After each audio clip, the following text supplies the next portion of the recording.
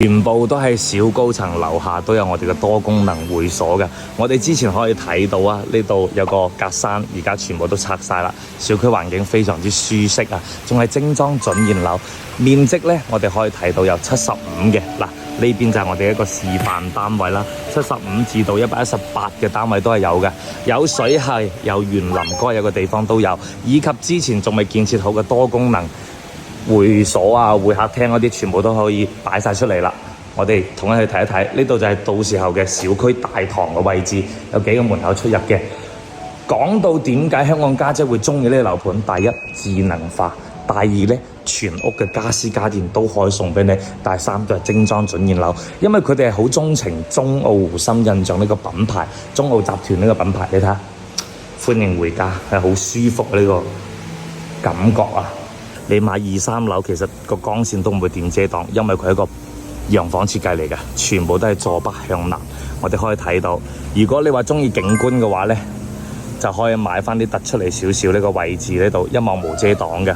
咁如果好似18層高，你買到10幾層呢，其實呢個樓間距大概就係30米咁上下，可能會人望人咯。但係後期嘅話，我建議你都係封窗。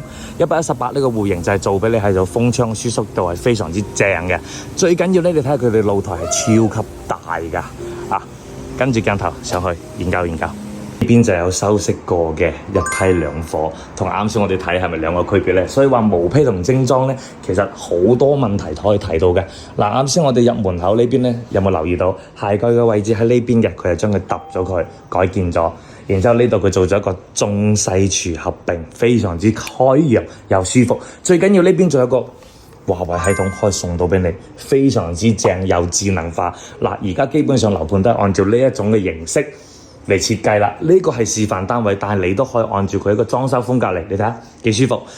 陽台啱先我哋睇到驗收嘅時候係呢度嘅，但係交付呢邊係個陽台，你揼咗佢呈現出嚟就係呢個效果，好正啊！你睇下，平時中意運動嘅喺呢台機上面踩住望返我哋小區園林，好舒服。有水有綠寓，非常之好，係咪先？嗱，感受下呢啲無柱燈嘅設計。其實你呢個戶型呢，我仲覺得係一家3、4口住起身係好舒服，2個人住就仲舒服。平時上嚟度下假都有嘅。嗱，呢邊就係個北面嘅陽台位置啦。陽台位置嘅話，你哋可以按照咁樣嘅參考啦。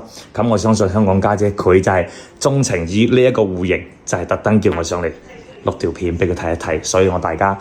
所以我就係想分享呢條視頻俾大家。其實你可以按照呢啲示範單位去裝修啊，咁樣嘅設計係好舒適嘅。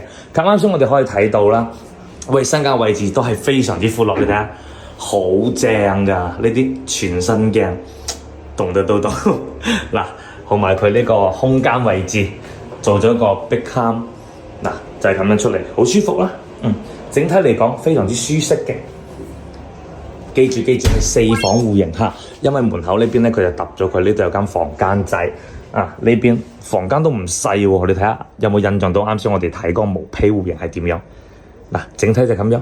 嗱，好似我哋啱先睇到，點解特登留呢個位置咧？就係可以咁樣嘅設計，儲物空間就大咗啦嚇。呢個承重柱係揼唔到嘅，但係你真係細房，你按照呢一個做一個公主房或者公子房都冇問題啊。過到呢邊你睇下。呢一邊呢個拉布布，幾多人鍾意呢咁嘅裝修風格，好舒適啊！啊，佢係油咗一個奶油白嘅灰色，好舒服啊！主人間仲驚訝，你睇下，哇，小而精又唔算細啦。其實100平方，你對比大4代住宅就係少咗個270度嘅大飄窗，但係現在5個首期就可以上車喎，仲要咩自行車啊？呢啲裝修風格係非常之舒適嘅。你睇下，我都好鍾意佢呢個設計啊！嗱，呢邊係方便嘅，有時候可能你老公喺度爆時候，分鐘呢邊仲可以用埋沖涼。嗱，呢個設計我非常之推介，兩邊用咯。有好有唔好，唯一一點就係，假如冇可能2個人同時喺衛生間喺邊㗎，係咪先？就慳料啲。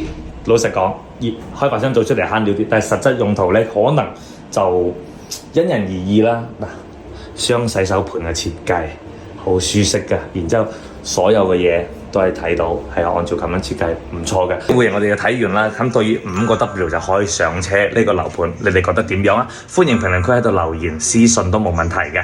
留3個6啊，我就將呢邊嘅底價資料以及詳細資料都發俾你，慢慢研究下，對比下，你就知道點解中澳湖身份證賣得咁好啦。